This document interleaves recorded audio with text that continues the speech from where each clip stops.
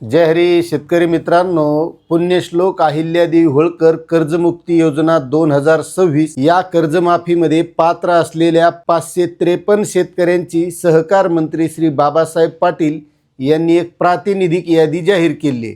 आता यानंतर ज्या काही याद्या लागतील, आता यानंतर जी यादी लागली त्यानंतर मग आपलं त्यामध्ये जर नाव नसेल मग आपलं पात्र नाहीत का, मग यानंतर यादी कधी लागणार, याद्या कशा प्रकारे लागणार, नेमक्या कोणत्या पोर्टलवर लागणार, मग त्या यादीमध्ये आपलं नाव असल्याच्या नंतर आपल्याला काय करायचं आहे हे सगळं सविस्तरपणे आपल्याला या व्हिडिओमध्ये जाणून घ्यायचं आहे। त्यामुळे तुम्ही व्हिडिओ शेवटपर्यंत बघा। चॅनलवर नवीन असाल तर सबस्क्राईब करा आणि ही माहिती जास्तीत जास्त शेतकऱ्यांना शेअर करा। तर शेतकरी मित्रांनो, राज्य सरकारनं या कर्जमाफीसाठी एक माहिती पुस्तिका प्रकाशित केली आहे। त्यामध्ये नेमकं कर्जमाफीच्या याद्या कशा लागतील, कशी कर्जमाफी मिळणार, त्यासाठी काय करायचं हे सविस्तरपणे दिलेलं आहे। आता याद्या लागण्याचे टप्पे बघा। यामध्ये जी पहिली यादी लागणार आहे त्यामध्ये कर्जमुक्ती योजना पात्र शेतकऱ्यांची यादी ही सर्वसाधारण असणार आहे। जे शेतकरी इन्कम टॅक्स भरत नाहीत, ज्यांचं 2 लाख रुपयाच्या आत कर्ज आहे, म्हणजे सर्वसाधारण सरळ जे शेतकरी आहेत त्यांची अशा प्रकारची यादी लागणार आहे। त्यामध्ये शेतकऱ्याचं नाव असणार, विशिष्ट क्रमांक असणार, आधार क्रमांक असणार, बँकेचं नाव असणार, शाखा कुठली आहे, कर्ज खाते क्रमांक, त्यानंतर 2019च्या कर्जमुक्ती योजनेमध्ये शेतकरी पात्र होता का, त्या शेतकऱ्याची थकबाकीची रक्कम आणि शासनामार्फत त्या शेतकऱ्याला मिळणारी रक्कम आणि शेतकऱ्याचा मोबाईल नंबर, अशा प्रकारची पहिली यादी असणार। त्यानंतर दुसरी यादी लागणार, कर्जमुक्ती योजना पात्र शेतकऱ्यांची यादी। जे शेतकरी महात्मा ज्योतिराव फुले शेतकरी कर्जमुक्ती योजनेचा लाभ घेतलेले असे शेतकरी, या शेतकऱ्याचं नाव असणार, त्या शेतकऱ्याचा विशिष्ट क्रमांक, आधार क्रमांक, बँकेचं नाव, शाखा, कर्ज खाते क्रमांक आणि 2019चा लाभ घेतलेला आहे का, त्यामध्ये हो असणार, थकबाकीची रक्कम असणार आणि शासनामार्फत दिली जाणारी रक्कम असणार। अशा प्रकारच्या या याद्या लागणार आहेत। आता यानंतरची तिसरी यादी लागणार आहे, एक वेळ समझोता, म्हणजे जे शेतकरी OTS मध्ये बसतात असे शेतकरी, त्या शेतकऱ्यांना 2 लाखाच्या वरची जी रक्कम आहे ती रक्कम या खात्यामध्ये भरावी लागणार आणि त्यानंतर त्या शेतकऱ्यांना कर्जमाफीचा लाभ मिळणार।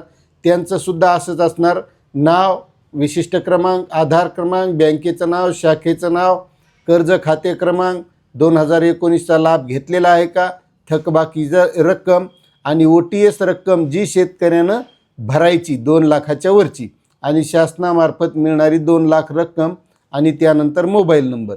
त्यानंतरची यादी आहे एक वेळ समझोता योजना पात्र शेतकऱ्यांची यादी आणि या शेतकऱ्यांनी महात्मा ज्योतिराव फुले शेतकरी कर्जमुक्ती योजनेमध्ये लाभ घेतलेला आहे, मात्र यांचं कर्ज हे 2 लाख रुपयाच्या वर आहे, म्हणजे हे OTS मध्ये बसतात। त्या शेतकऱ्याचं सुद्धा नाव, विशिष्ट क्रमांक, आधार क्रमांक, बँकेचं नाव, शाखा, कर्ज खाते क्रमांक, 2019चा लाभ घेतला का, थकबाकीची रक्कम आणि OTS मध्ये बसल्यामुळं वरची जी रक्कम भरायची ती रक्कम आणि शासनामार्फत मिळणारी रक्कम, अशा प्रकारची ही यादी लागणार। आणि त्यानंतर अंतिम लाभधारकांची सुद्धा एक यादी लागणार की ज्या शेतकऱ्यांनी या कर्जमाफी योजनेमध्ये लाभ घेतलेला आहे, ते पात्र झालेले आहेत, काहींना अडचणी आलेल्या आहेत, अशा शेतकऱ्याच्या बाबतीत त्या शेतकऱ्याचं नाव असणार आहे, त्यानंतर जिल्ह्याचं नाव, त्या शेतकऱ्याचा विशिष्ट क्रमांक, आधार क्रमांक, बँकेचं नाव, शाखा, कर्ज खाते क्रमांक, थकबाकीची रक्कम, लाभाची रक्कम आणि त्या शेतकऱ्याच्या बाबतीत जो काही शेरा असेल, त्याची काही अडचण असेल, ती अडचण तिथं असणार आणि त्या शेतकऱ्याचा मोबाईल नंबर असणार। या अशा प्रकारच्या सगळ्या याद्या लागणार आहेत, म्हणजे जे पात्र शेतकरी आहेत त्या शेतकऱ्यांना 100% या कर्जमाफी योजनेचा लाभ मिळणार आहे।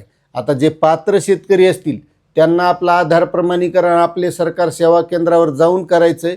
ते केल्याच्या नंतर 2 लाखाच्या आतील जे शेतकरी असतील त्या शेतकऱ्यांच्या खात्यामध्ये त्यांच्या कर्जमाफीची रक्कम येणार आहे आणि जे OTS मधले शेतकरी आहेत त्यांना आधार प्रमाणीकरण केल्याच्या नंतर त्यांना कळणार आहे की आपल्याला वरील रक्कम किती भरायची।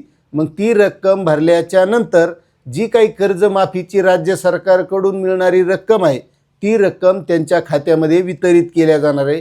असे सोप्या प्रकारे हे याद्या लागणार आहेत, त्यामुळे जास्त चिंता करण्याची गरज नाही। टप्प्याटप्प्यानं आपल्याला याद्या पुण्यश्लोक अहिल्यादेवी होळकर कर्जमुक्ती योजनेच्या या पोर्टलवर बघायला मिळतील. त्या बघायच्या. आपले सरकार केंद्रावर याद्या लागतील, ग्रामपंचायतमध्ये लागतील, तलाठी कार्यालयावर लागतील किंवा बँकेकडे सुद्धा लागतील. आणि मग याद्या बघितल्याच्या नंतर आपण पात्र आहोत का नाही हे आपल्याला स्पष्ट लक्षात येईल. अशी ही माहिती होती. आपल्याला माहिती कशी वाटली नक्कीच कमेंट करा. चॅनलवर नवीन असाल तर सबस्क्राईब करा. धन्यवाद.